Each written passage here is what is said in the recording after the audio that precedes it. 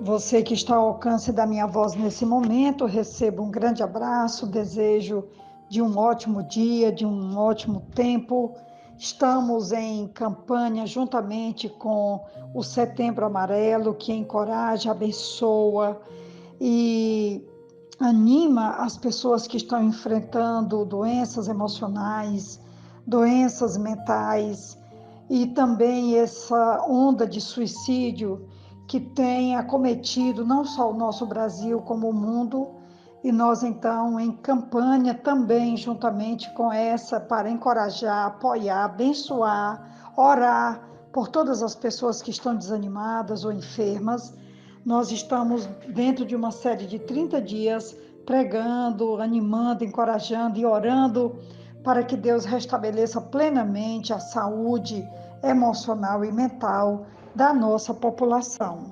Nossa reflexão hoje está em Lucas capítulo 7, a partir do versículo 11 até o versículo 17, que diz assim: Logo depois, Jesus foi a uma cidade chamada Naim, e com ele iam os seus discípulos e uma grande multidão.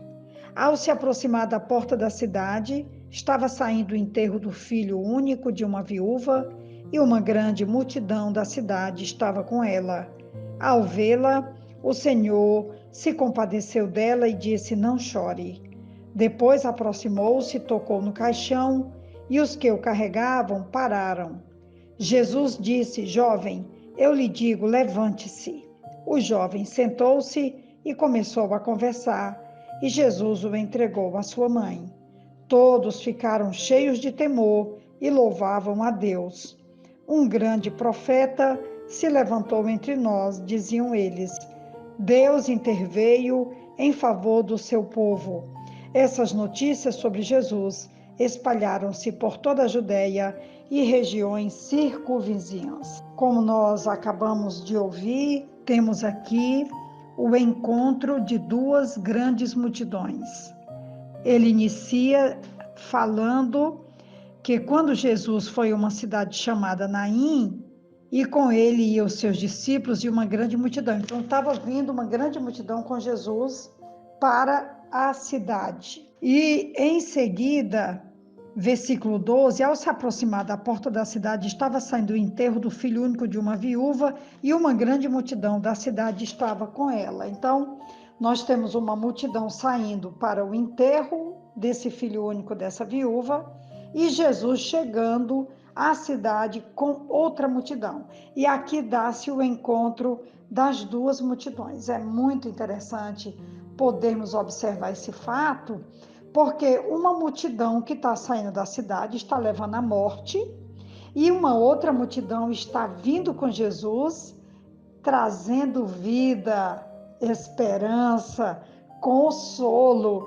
encorajamento, dias melhores, boas notícias. Isso mexeu com uma cidade inteira. Vamos então aos fatos.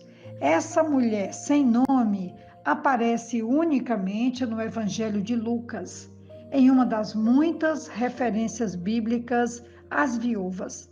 Aqui uma palavra sobre as pessoas que Deus tem um cuidado especial, que são os órfãos, as viúvas e os estrangeiros. A lei levítica alertava contra tirar vantagem das viúvas.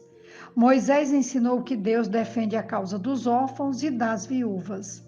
A igreja primitiva cuidava das viúvas, a gente tem isso em Atos dos Apóstolos, capítulo 6, a partir do versículo 1. E Tiago definiu a religião pura como visitar, tomar conta dos órfãos e as viúvas em suas tribulações. Tiago 1:27. Como se fosse para ressaltar essa preocupação divina, Jesus interrompeu um cortejo fúnebre que acontecia nas cercanias da cidade de Naim. Há uma tristeza singular na descrição, filho único de sua mãe, que era viúva, como nós acabamos de ler em Lucas 7:12. Não havia nenhum outro membro da família acompanhando a mulher solitária, que estava prestes a enterrar seu único filho. Com uma multidão observando, Jesus aproximou-se do caixão ignorando a circunstância, a cerimônia ou a possibilidade de contaminar-se pelo contato com um defunto. O verbo traduzido por mover-se de compaixão, do versículo 13, relaciona-se com as partes internas do corpo, consideradas naquele tempo o cerne das emoções. Jesus teve uma resposta emocional ao que viu. Porém, ele olhou para aquela mãe e lhe disse: "Não chores."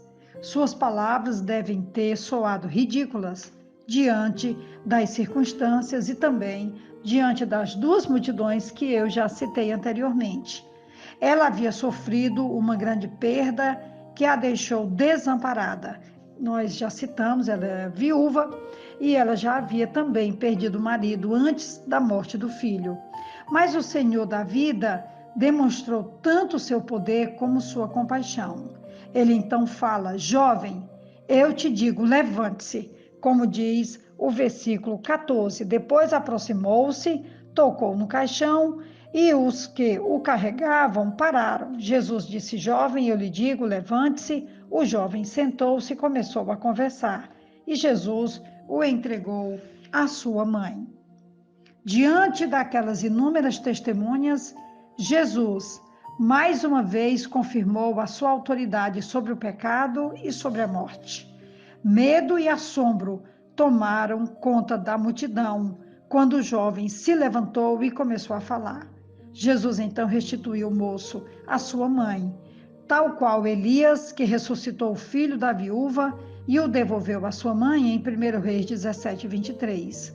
O Senhor confirmou sua profunda compaixão por uma mãe desolada que só tinha esse único filho. Apesar de não haver nenhum registro sobre sua resposta, aquela mulher certamente deve ter se juntado à multidão, que agora era uma só, porque a Bíblia diz aqui, no versículo 16, que todos ficaram cheios de temor e louvavam a Deus. Um grande profeta se levantou entre nós, diziam eles. Deus interveio em favor do seu povo. E essa notícia, ela se espalhou, ela correu a Judéia e também as regiões circunvizinhas. Agora não temos mais duas multidões, nós temos uma multidão só, que louva a Deus, que celebra a Deus, que bendiz a Deus, que glorifica a Deus pela vida que volta não só para o rapaz, o filho da viúva.